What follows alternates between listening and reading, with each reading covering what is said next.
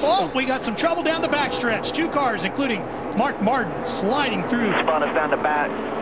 the inside of the track in our first caution of the night now. You all right, Mark?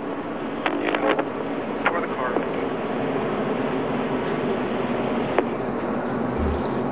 Got a lot of got a lot of front. A lot of front damage is what he was trying to say here. Let's try to get a look. You see the 17 car up there, and I think Mark was just trying to slide up there in front of Matt, and that was just a close call, and an inch would have done it. Yeah, and Look at you Montoya. Whoa! Almost made it.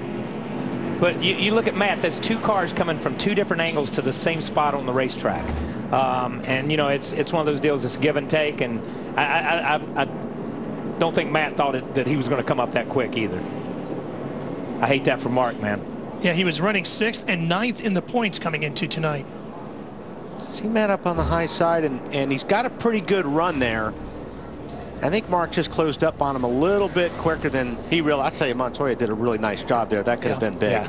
And you know, he got down through the grass, and we'll have to see what it did to his splitter. This is going to give you a really good idea of what it really looked like. If you're running up high, all of a sudden you've got a pretty good run, and you've got a lot of room in between Mark and the wall, and it just closes up. And you hear Matt got out of the throttle. He did. So he did try to cut Mark some slack, but it just wasn't enough. And one thing that happens when you're in Mark's position, I'm going to say this, and you know this, Wally, when you're on that inside and you got that wheel cut and you start up the racetrack, sometimes the car will begin to take off, and if you let off that gas, the car takes off twice as bad. You're right. It just takes off twice as bad. It loses the nose and it flies the nose. And I think Matt let off, Mark probably let off a little bit. But if you notice that white line in that replay, there's not a car length above that white line. Matt was as high as he could go.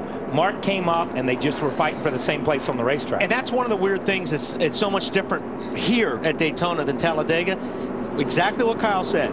It's almost like you've got to keep the thing matted to keep the downforce on the front of the car. If you get off the throttle, you lose a little bit of that downforce on the front.